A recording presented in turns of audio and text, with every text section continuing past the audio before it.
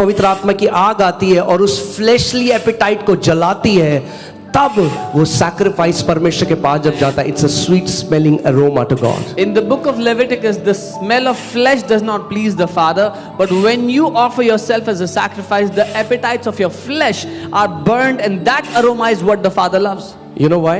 पता है क्यों? क्योंकि जब परमेश्वर आपको वैसा देखता है, Because when the Father sees you, ये जब मसीह में आया था, when he came to the Lord, ये व्यभिचार में जीता था, he was living in adultery, ये पाप में जीता he था, was living in sin, ये सारी बुरी आदतों में फंसा he हुआ was in था. all bad habits. मगर अब जब ये now- बढ़ने लगा, When he has grown, इसने अपने शरीर को चढ़ाया. he has offered his body. जब परमेश्वर आपको देखता है अपने शरीर को चढ़ाता हुआ, When God sees you offering your body, it reminds him of Jesus. उसको यीशु की याद दिलाता है वो. और पिता कहता है The ये father says, अपने बड़े भाई के डील डॉल में बढ़ रहा है. He is growing in the stature of his elder brother. Amen. आप जानते हैं वो पहलौठा है और हमारा एग्जाम्पल है. He is the firstborn and example for us. आज आपको क्रूस पे चढ़ाने की जरूरत नहीं है अपने आप को, You don't have to go to the cross today, मगर बाइबल हमें बताती है but the Bible tells us हमें अपने आप को जीवित बलिदान चढ़ाना. we have to offer ourselves as a living sacrifice. Amen. जीवित बलिदान. living क्योंकि sacrifice. जब आप मेरे पास अगर अगेन एक एक स्क्रिप्चर में जाएंगे तो फिर पूरा 21 डेज फास्टिंग में यही करना पड़ेगा, मगर इसमें जब आप पढ़ेंगे घर जाके लय व्यवस्था, आज आपको पता चलेगा ये जो बलिदान चढ़ाया जाता था ये स्व इच्छा से होना चाहिए, किसी की जबरदस्ती से नहीं. When you will read the book of Leviticus, you'll find this sacrifice has to be of one's own will and not by force. इसीलिए फर्क है जब कोई आपको बोले पाप मत कर, पाप मत कर, पाप मत कर, और अगर ठीक है ठीक है. Which is why there's a difference when someone is telling you don't sin, and you say yeah. अलग दूसरी चीज, But a different thing. जब आप स्वयं When you on your own will अपने आप को कहो प्रभु say, Lord, मैं अपने शरीर को जीवित बलिदान चढ़ाता I हूँ, offer my body as a स्व living इच्छा से, sacrifice out of my own will, पवित्र, Holy. ये प्रभु यीशु मसीह, ये परमेश्वर को भाता है. which is pleasing to the Lord Jesus, to the Father. Amen. कितने लोग मेरी बात समझ रहे हैं? How many of you understand? Which is your spiritual worship? जो कि आपकी आत्मिक आराधना है. So hear this. मैं स्टेज में खड़ा हो सकता हूँ, मैं बहुत सुंदर आवाज में गाने गा सकता हूँ, I could be standing on the stage and singing in a beautiful voice, मगर अगर मैंने अपने शरीर को नहीं चढ़ाया, but if I did not offer my body, मैं इस पुलपिट से जब वापस जाता हूँ मैं वही करता हूँ जो मेरा शरीर करने को कहता है, मैं अपने शरीर की अभिलाषाओं में जीता हूँ, तो मैं परमेश्वर की आराधना नहीं कर रहा, मैं गाने गा रहा हूँ. when I go back from this pulpit and do what I want to do, I'm not worshiping God, I'm just singing songs. हमारी पहली, हम सब वर्शिपर हैं, जानते हैं आप सब आराधना करने वाले हैं. We are all worshippers. Do you know? You और आपकी आराधना कैसे शुरू होती है? अपने शरीरों को परमेश्वर को पवित्र, जीवित और भावता हुआ चढ़ा के. But how your worship begins is by offering your body as a living sacrifice to the Father. Amen. यानी हम ये बात जाने कि मेरा शरीर उस परमेश्वर की महिमा करने के लिए रचा गया So है. we should know that our body is designed to glorify the God. मेरे पीछे बोलो, मेरा शरीर मेरे परमेश्वर की महिमा करने के लिए रचा गया है.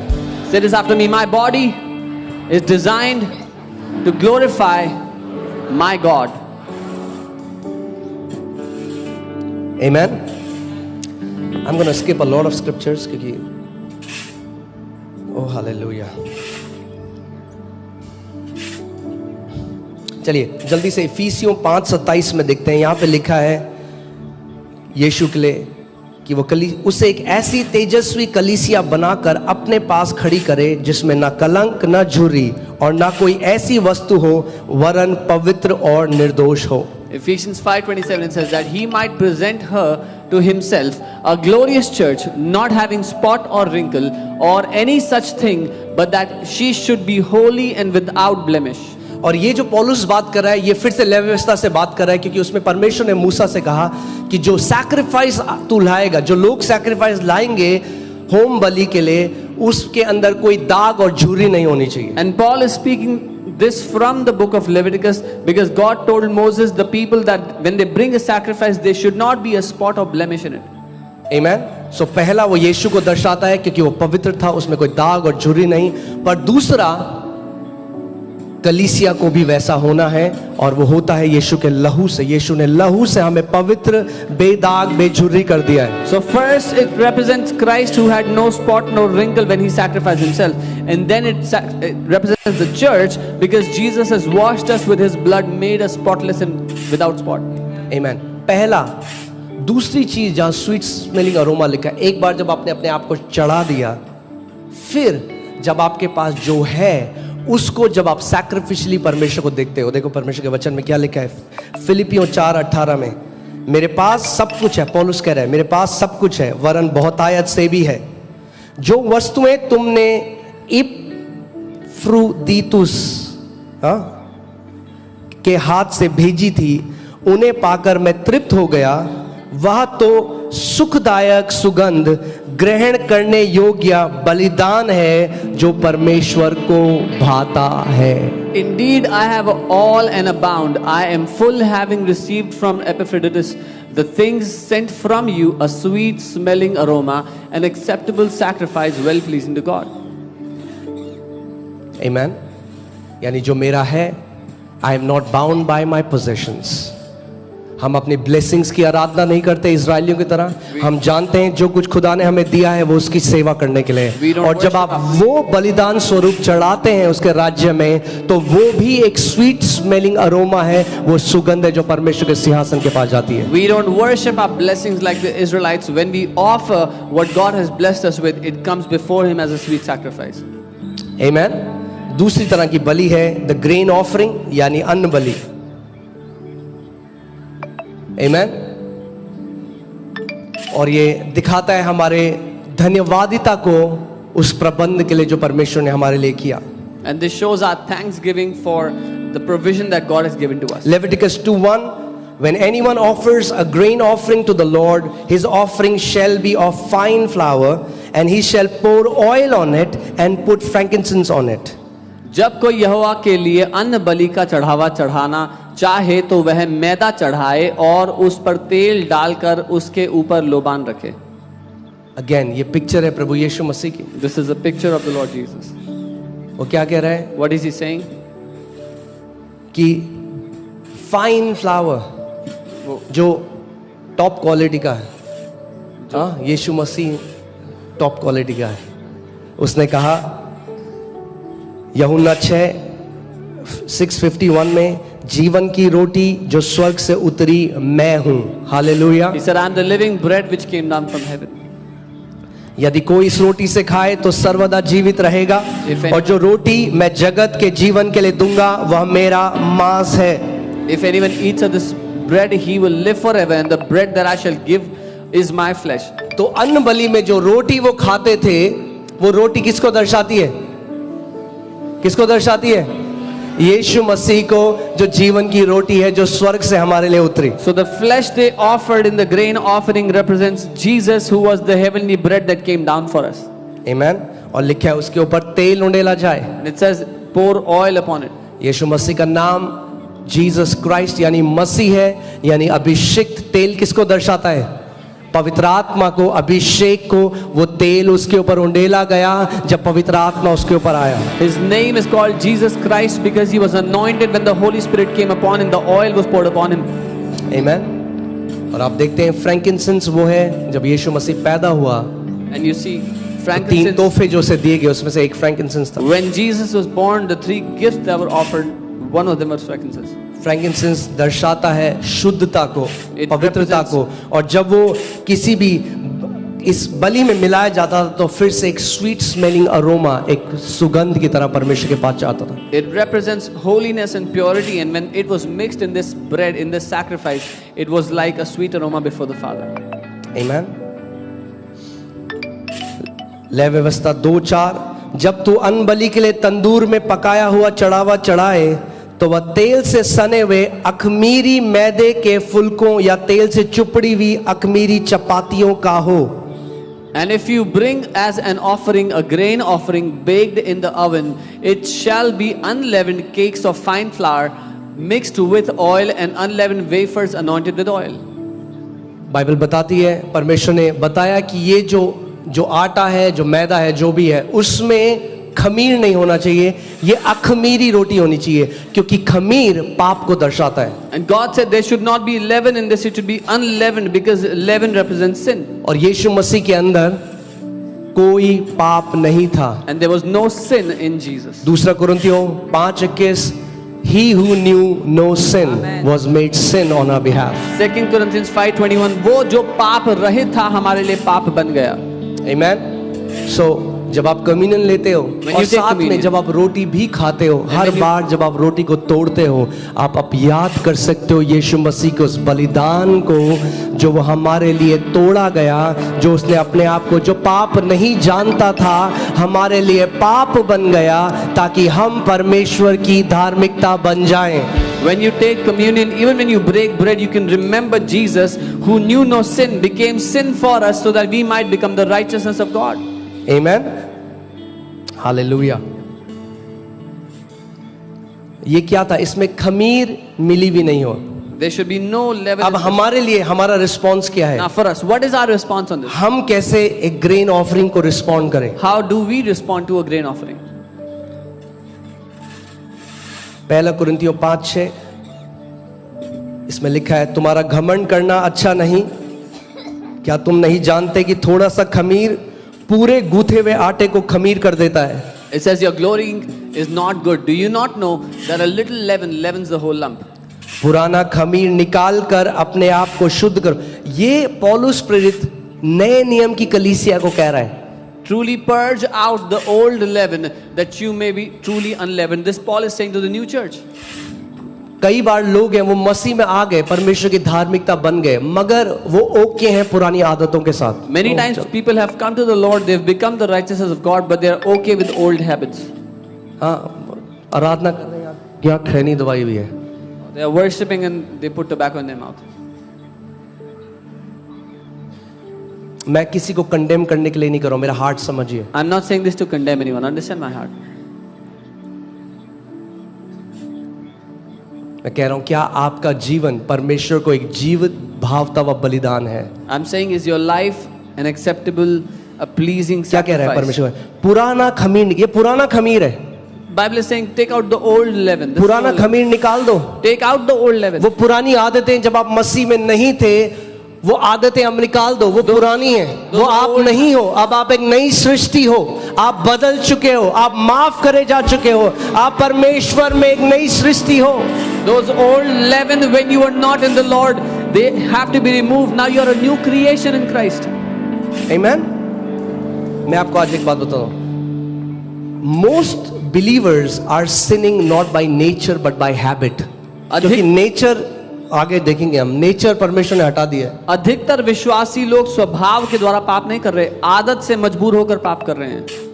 या देखिए क्या लिखा है, पुराना खमीर निकाल कर अपने आप को शुद्ध करो कि नया गूथा हुआ आटा बन जाओ, ताकि तुम अखमीरी हो, क्योंकि हमारा भी फसा जो मसीह है बलिदान हुआ है। Therefore purge out the old leaven, that you may be a new lump, since you truly are unleavened.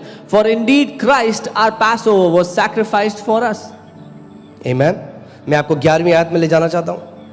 यहां पे देखो क्या पौलुस कह रहा है, पर मेरा कहना यह है कि यदि कोई भाई कहलाकर, अच्छा एक बार 10वीं आयत में चलते हैं, यह नहीं कि तुम बिल्कुल इस जगत के व्यभिचारियों या लोभियों या अंधेर करने वाले या मूर्ति पूजकों की संगति ना करो, क्योंकि इस दशा में तो तुम्हें जगत से ही निकल जाना पड़ता। Yet I certainly did not mean with the sexually immoral people of this world, or with the covetous and extortioners or idolaters, since then you would need to go out of the world. जिस दुनिया में हम रहते हैं वहां पे आपको हर तरह के लोग मिलेंगे, The world we live in, you'll हम find all भाग kind नहीं of people. सकते उससे। We cannot run away from that. मगर पौलुस कलीसिया के अंदर क्या कह रहे हैं? But what is Paul saying for inside the church? आपको बहुत ध्यान देना है। You have to pay attention. आपके बेस्ट फ्रेंड्स कौन है कलीसिया के अंदर? Who are your best friends in the church? क्या वो आपको मसीह में बढ़ा रहे हैं Do they या make आपको you- गिरा रहे हैं? Do they make you या grow आपको in Christ? परमेश्वर की तरफ ले जा रहे हैं या आपको परमेश्वर से दूर ले जा रहे हैं? Do they make you grow in Christ or make you fall away from Christ? ये मैंने नहीं लिखा, I have not. ये नई नियम के लिए पौलुस ने लिखा है। This is This is Apostle Paul for the New Testament अभी church. आगे देखो क्या लिखा है। पर मेरा कहना यह है, वो कह रहा है दुनिया में तो हमें मिलेंगे ऐसे लोग, हर प्रकार के लोग मिलेंगे, He's saying we'll find all sorts of people in the world. पर मेरा कहना यह है कि यदि कोई भाई कहलाकर, But now I have written to you that if someone who is called a brother, यानी कोई कलीसिया में है, if there is someone in church जो विश्वासी है, who is a believer, आपका भाई, आप उसे भाई बहन मानते हो, is your brother, your sister, you consider them your brother, sister. यदि कोई भाई कहलाकर If someone who's called a व्यभिचारी brother lives, या लोभी या मूर्ति पूजक या गाली देने वाला या पियक्कड़ या अंधेर करने वाला हो तो उसकी संगति मत करना, वरन ऐसे मनुष्य के साथ खाना भी ना खाना। if anyone who is named a brother who is sexually immoral or covetous or idolater or a reviler, a drunkard or extortioner, not even to eat with such a person. थोड़ा हार्ड है, हाँ, It's a little hard. बहुत जरूरी है। It's very important. आपके मसीह में, अगर मसीह में आपके दोस्त वो हैं That if in जो Christ ठट्टा करने वाले हैं, your friends are those who are जो mockers, दूसरों की चुगली करते हैं, who gossip about जो others, बुराई करते who हैं, slander, और आपके कलीसिया के अंदर आके वो दोस्त है, मैं आपको गारंटी दे सकता हूं आप कभी प्रभु में नहीं बढ़ोगे। and if they are your friends in the church, I guarantee you will never grow in the Lord. बाहर तो सारे लोग ऐसे हैं, Outside, everybody मगर is like that. अंदर ध्यान दो किन लोगों के साथ आप संगति करते हो, But be careful who do you fellowship with inside. क्योंकि अगर ऐसा है Because तो if it is कभी so, आप हमेशा खमीर, पूरी थोड़ी सी खमीर पूरे जीवन को खमीर कर देगी। a little leaven will make the entire lump leavened. मैंने आपको बताया जब हम प्रभु में बढ़ रहे थे, कुछ हमारे ग्रुप था लड़कों का, I वो told चुगली करते थे, मैंने अपने आप को अलग किया और मेरा मजाक उड़ाने लगे। When I came to the Lord, I had a group of friends who used to gossip, and I separated myself. They started to mock आज me. भी वहीं उसी चाय की दुकान में बैठ के आज भी वही चुगली कर रहे हैं, आज भी उनका जीवन वैसा। Till today, they're in the same tea stall mocking others, and their life is the same. Decide करो, You decide. बाइबल कहती है righteous should choose their friends wisely. The Bible says धर्मी जन अपने दोस्तों को, अपने मित्रों को ध्यान धरकर चुने. कौन है वो लोग, Who are क्या those people? लोग जो आपके साथ उठते बैठते हैं? पहली बात तो ये समझ लो, जो हर समय दूसरों की बातें करता है ना, उसके जीवन में कोई लक्ष्य नहीं, कोई उद्देश्य नहीं। Who are the people that you fellowship with? First understand, those who talk about others have no aim in life. आपको बात करनी चाहिए, हम आगे बढ़ रहे हैं, यहाँ परमेश्वर हमको ले जा रहा है, ये हमारा लक्ष्य है, हम पूरी जान से आगे लक्ष्य की तरफ भाग रहे हैं। Your conversation should be about us growing, us proceeding. This is where the Lord is taking us. This is where we are pressing on. अभी सुन लो, कई लोग पता क्या बोलते हैं, पर वो मेरा बहुत अच्छा दोस्त है। या तो दोस्ती निभा लो या तो प्रभु में बढ़ो। Some people say, but he is my good friend. Either you fulfill that friendship or you grow in the Lord. वो तो गड्ढे में जाएगा ही, वो आपको भी गड्ढे में ले जा रहा है। He himself is going into a ditch and मैं will क्यों also आपको drag you along. एक पास्टर की तरह बता रहा हूँ इस कलीसिया I'm में। telling you as a pastor of मैंने the church. कई लोगों को देखा है, बढ़िया रीति से बढ़े थे। जब भी मैं उनको देखता था, मैं प्रभु को धन्यवाद देता रहा। I saw many people, they were growing amazingly. Every time I saw them, I glorified God for them. फिर मैंने देखा कलीसिया में एक ऐसे व्यक्ति के साथ बैठ गए, मुझे लगा And then I saw they came and sat with such a person in church, and I said, oh no. उसके बाद After that, उनकी वॉक नीचे नीचे नीचे कुछ their टाइम बाद walk चले गए। kept on declining, and after some time they left. कई बारी मैं आपको बता रहा हूँ, आपको क्या लगता है? What do you think? मैंने पहले भी आपको कहा था, कई ऐसे लोग भी कलीसिया में शैतान भेजता है कि कलीसिया को तोड़े फाड़ खाए, लोगों को डिस्ट्रॉय करे। The devil plants such people in the church. He sends such people in the church who will destroy the body, who will tear apart people's lives. पौलुस कहता है, वो लोग जो तुम्हारे बीच में फूट डालते हैं, उनको मार्क कर लो, चिन्हित कर लो, कि तुम्हें पता हो ये व्यक्ति फूट डालने वाला व्यक्ति है। Paul says, mark those people who bring division among you, so that you know these are the people who bring divisions. मैं आज आपसे बोल रहा हूँ, आप ध्यान रखो, किन I'm लोग, telling you. क्या जो लोग कलीसिया में आप जिनके साथ उठते और बैठते हो, क्या आपको वो आगे बढ़ा रहे हैं परमेश्वर में? Pay attention. The people that you fellowship with, are they making you progress in the Lord? ध्यान दो, पौलुस कह रहा है, वो कह रहा है ऐसे लोगों के साथ खाना भी ना खाना। एक पौलुस वो प्रेरित है जिसने अनुग्रह का सुसमाचार दिया। वो इतनी हार्ड बात क्यों कह रहा है? क्योंकि वो अब भेड़ों का ख्याल रखता था, क्योंकि उनसे प्यार करता था। Apostle Paul is saying, don't even eat food with such people. Why the apostle who brought the message of grace is saying this? Because he loves the church, he मैं loves the आपसे sheep. एक बात पूछता हूँ आज, I ask you a आपके question. Colony में आपका बेटा आपकी बेटी ऐसे बच्चों के साथ घूम रहा है जो ड्रग्स लेते हैं, क्या करोगे आप ओके होगे उस चीज के साथ? आप कभी ओके नहीं होगे, क्योंकि आप जानते हो कि एक बाइबल कहती है एक बुरी संगति अच्छे चरित्र को खराब कर देती है। If your child is fellowshipping with those kids in your colony who take drugs, would you be okay with that? Because the Bible says a bad company destroys a good character. आमीन। मैं कह रहा हूं उन लोगों को, अगर आप उन लोगों के साथ संगति करने लगे जिनका उद्देश्य या परमेश्वर के पीछे चलना है, मैं आपको बता रहा हूं कुछ महीनों में आप देखोगे अपनी बढ़ती। If you fellowship with the people whose aim is to grow in the Lord, within a few months you will see yourself growing as well.